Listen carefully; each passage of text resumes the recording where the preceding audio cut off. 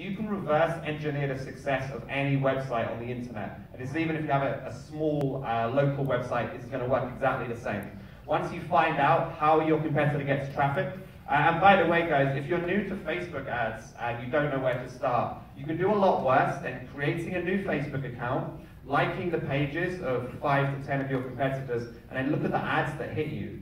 Now, these ads have already been optimized. They've probably spent hundreds of thousands of dollars on converting them. So just start by copying that. Presuming it's the same audience and a similar product, they've already done the A/B testing for you. So once you can find out where your competitors get traffic from, you drink their milkshake. Similar web. Another way of getting a massive competitive advantage is through web scraping. So web scraping is scraping a lot of data, for instance, business emails, and then emailing them.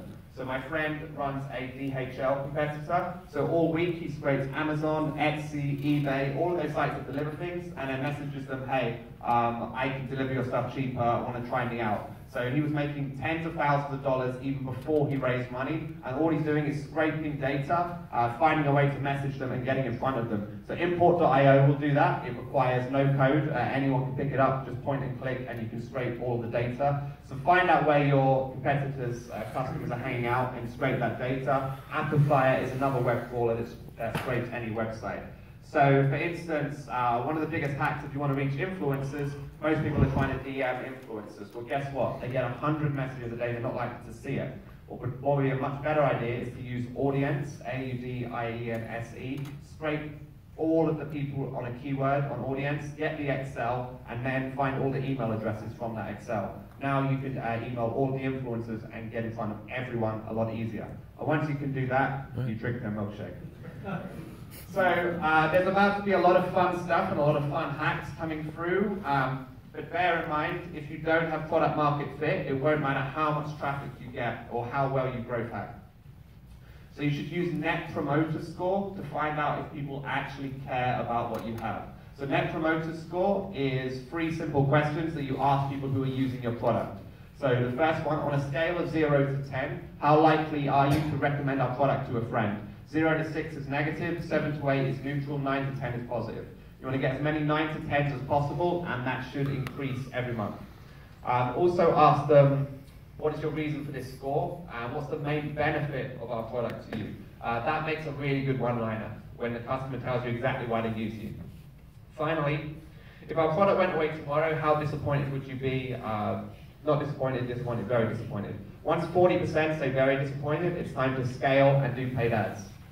So there's many different channels of growth hacking. I'm going to touch on some of the main bits I think the metal audience will want the most. So we can talk about a bit of social media, a bit of content marketing, a bit of email marketing. So does everyone know what growth hacking is now? Good. All right. So you can see how this can really change your business. So this is the 5 levels of growth hacking. So every business has a funnel like this. I'm sure you've seen it before. At the top there's acquisition, then you have to activate them, so they have to start using your app or service. Then you have to retain them. Ideally they're going to refer other people in, and then that will bring revenue. So attracting users. So I've written a short guide to the Facebook algorithm on this link. It's free. I'll put it in the email I'll send around to you guys. If you're starting from the bottom and let's say you want to get consulting clients, the quickest way of getting those with no list and no social is to do public speaking. So how do you become a public speaker? Go on Meetup and Eventbrite. Tap in your niche. I got to say niche over here, right? Yeah, so tap in your niche into Meetup and Eventbrite, say it's tech or startups or fashion or food. Find all of the local meetups which look like they'll be quite busy, and then you're going to send them all the same copy and paste message as a direct message. Hey, I'm a big fan of your meetup. I'd love to give a talk on 10 ways to our industry could improve, or 10 ways to be more successful in our industry. I have a massive network I can invite. Just say that, they never check, and then copy and paste and send that to all of them, and you're a public speaker. There's also Slack if you're doing a technical product. So Slack was invented as an email killer, but unfortunately developers just sit on there all day and chatting with each other. So what you want to do is find all of the Slack communities relevant to your niche, and I've got a link to about 200 of them there. And by going in there, that's where a lot of early adopters sit who love tech products and love to waste their company's time. So if you put your message in there, there's a good chance you'll get some early users. So anyone who's seen Silicon Valley will know the next hack I'm about to give. It's quite controversial. If I give it to you, do you guys promise to do it in the next week? Say aye. Aye. All right, this is what's known as a brain drain. You're going to call up one of your competitors, pretending to be a customer, a large customer, find out all of their features and all of the features they're going to build in the next 6 months, and then steal their ideas. It's vaguely ethical. I can't say it. The expert level of this is to apply for a job at that company. They think it's amazing because you have such great domain knowledge, and then eventually they work out who you are, and you have to hang up the phone. But until then, you get all of that company info. So people ask us how we did 6 figures on Kickstarter with no PR, no paid spend, no influencers. And a big part of it was having a viral queue. It's something I want to be working with big companies in LA to roll out across everywhere. So most times when you're launching something, you get people to a website and you say, drop your email and we'll let you know when it launches. The problem with that is they're really excited about your product and you've just given them a dead end. With a viral queue, when they drop their email on your landing page, they're put in a queue, so you're in 500th place. To move further up the queue, share this on Facebook, like our Facebook page, and invite other friends by email. So every time they do that, they get points and they move further up the queue. Why do they move further up the queue? Because you're going to have gifts at the top. Lifetime access to our product, Skype lunch with the CEO, free consultancy call, free ebooks, whatever your niche is. So people love the idea of getting something for free, and they will do the work for you. So the key with growth hacking is to get other people to share your product, other people to talk about it. And you can do all the hacking you want, but with something like this happening, you drastically lower your cost per install. So if you have Facebook ads going to a landing page and everyone invites 2 or 3 friends, you start to have a mountain of people waiting for your product. So this is the future of launching products. Like a lot of the things I talk about, it started in tech startups, and I'm coming to LA to bring this to as many companies as possible. Is that available now? Yes, QUEAT, QUEAT.com is the software I use for that. If you're looking to find influencers, this is ninjaoutreach.com. You just tap in your niche and what platform you want to find influencers on, so Twitter or Instagram, and it will automatically find them for you, and it will normally find their email, so you can email them from within this platform. This is Onalytica. It's another written content influencer platform. You copy and paste your article in, and then it will find all of the people who've used those keywords recently, and then you can reach out to them.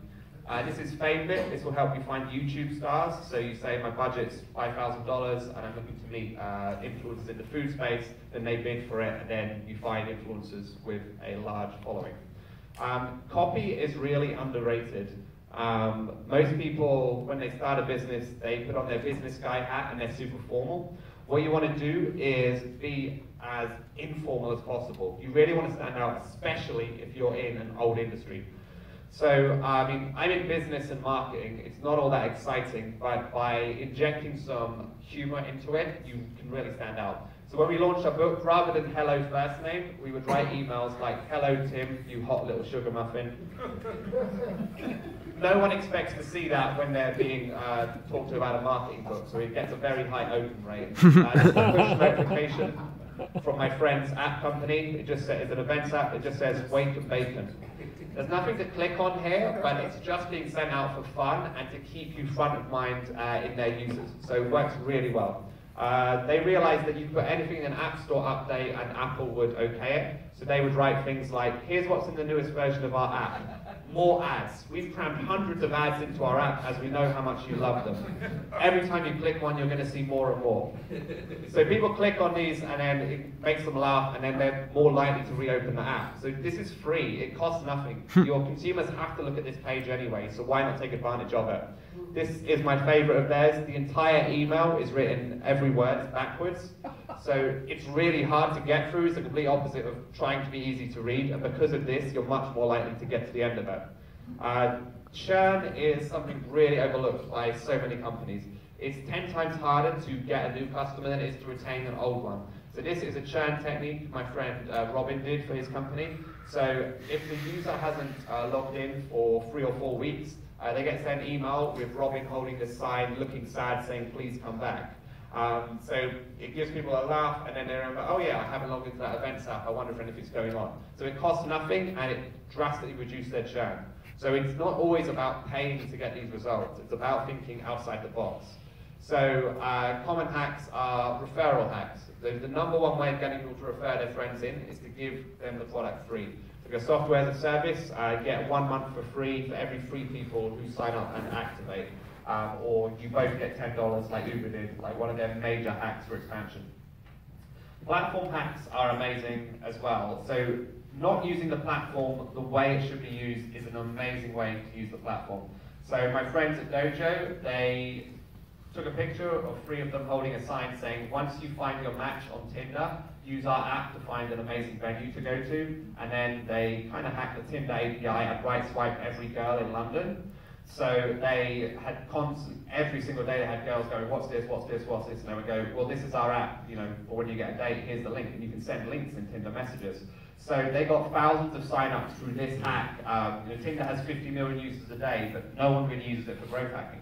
So you've got to think about the places no one else is looking. There was another lingerie company who got half of their acquisition from LinkedIn. Like from her personal account, the founder would just post girls in like a bikini or almost naked girls with the caption, is this appropriate for LinkedIn? And then everyone would jump in. The white knight guys would say, no, this is a place for business. The women would say, no, it's empowering. Other women would say, no, it's sexist. And LinkedIn is really underrated as a content marketing platform. No one uses it for that, and if you get just a few likes, every person that likes it, it goes into their feed for all of their friends to see. So it's quite easy for a post to take off if you have just a few thousand connections. So if you optimize for getting likes, if you say like this post and someone will get something for free, you can very quickly reach a large network. So something, I was speaking to the head of growth at Beachbody, and he gave me this amazing inspirational growth hacking idea. Probability versus possibility. When you go to Vegas, some people think I could win $1 million off a $10 game. It's possible, but it's so unlikely. It's far more probable that if you learn how to play blackjack, you'll win a smaller amount of money, but it's more based on skill. So when you're looking at all of this, always think probability versus possibility. It's possible that your Instagram could blow up, or Pinterest ads work, or Snapchat works for you, but it's really unlikely. There's very few stories of companies that have blown up on these platforms. Compare that to Facebook and Google Ads, which make people millionaires every single week of the year. So if you can make Google and Facebook work, that's all you need to be able to be good at. This is the Facebook algorithm. So if you are wondering why your posts don't work, this might be part of it. So first part of it is interest. How interesting are you? Very. Do people generally like, share, and comment on your posts? So you want to be getting a lot of likes, shares, and comments. To get that, you need to generally get likes, shares, and comments on your post. If you're doing things that get zeros, you need to stop. If you generally get likes, shares, and comments, it shows it to more and more people. Second is the type of post. Facebook loves live video, and all of your friends get a notification when you go live. So you should always be aiming for live where possible. Beneath that, video gets shown to a lot of people, and video is a fun stopper if people are scrolling. Below that is photo or text, and finally, external link. Facebook hates that because it hates people leaving Facebook. If you only take one thing from this talk, do not put external links on Facebook. Do everything else, and you're going to see your engagement double literally overnight. Between today and tomorrow, you start doing more picture posts, video posts, you're going to see a lot more engagement. Recency is the one area you have the most control over. So what you want to do is get the most likes, shares, and comments in the first 10 minutes of the post going live. And this works for every platform: LinkedIn, Instagram, Pinterest, Facebook, everything. So get everyone in your office to like, share, and comment your posts, or even better, get as many friends as possible in a private message group and say, my post is going live at this time, share it. If you ever see those influencers who don't have that many followers on Facebook, but they get 1 million views in the first hour, this is how they do it. They share their friend stuff for the whole week, for about 4 hours, then they delete the post.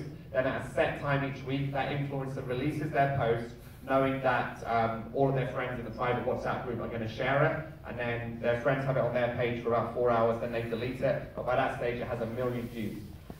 So if you're listening to that thinking, fine, but I don't know any influencers, but you can still replicate all these things even amongst a small community. I launched an ebook a little while ago, and I had 50 people lined up to share it in the first 10 minutes, and we got 2,500 emails for free. So we didn't have to pay anyone to do that. We just asked some of our friends to get the viral spiral going. So it's really possible to do all this stuff even without a big network.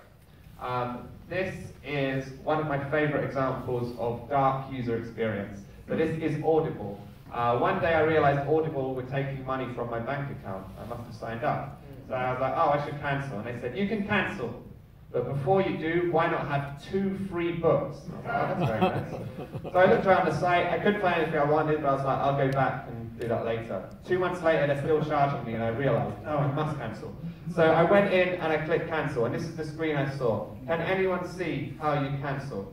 On the left, the bit that's highlighted is pause membership. Keep your current credits and then make a payment for the next 30, 60 or 90 days. But if you click this one, you don't cancel. In the middle, they have right there the most popular. So you can keep listening for less and get half price for the next 3 months. But if you click this one, you don't cancel. On the right, they have get a free listen, keep your current membership and get another free book. But if you click this one, you don't cancel. Hidden down here is the cancel membership button. They know that humans read left to right. Well, in America they do. So you read left to right, so one of these 3 could grab you before you get to the cancel membership button. This is what's known as dark user experience. Getting the user to do something that they basically don't want to do in order to get an effect. There's a New York newspaper. To subscribe to them, you click a button. To cancel, there's a phone number. And I can tell you, they never answer that phone. So that's a real bad for user experience, but they keep the customers because of that. Now the most famous example of dark user experience going wrong is LinkedIn. They would do anything to get your address book in the early days because they knew if they get that, they knew where to target, they knew who you want to connect with. So because of this and some other dark user experience, they got fined $13 million. So it is definitely not worth doing dark UX. They did get bought by Microsoft for $36 billion. So I'm not saying dark UX is a good thing or a bad thing, but like I say, all Silicon Valley companies are built off the backs of spam. If you think, I don't want to do this, they just laugh at you. Log into youtube.com today as a signed out user, and the #1 video you're going to see is live streams of Simpsons, Futurama, and Family Guy, uploaded by random people. So YouTube got big off stolen video. Facebook, when they started video, they had no copyright provisions either. But to this day, YouTube is still doing it. So when I hear people saying, "Oh, I don't think I should do these things," it's like, who do you who is controlling the internet? Look at what they're doing and assimilate that. So we're going to move to the next section. Can you guys keep up?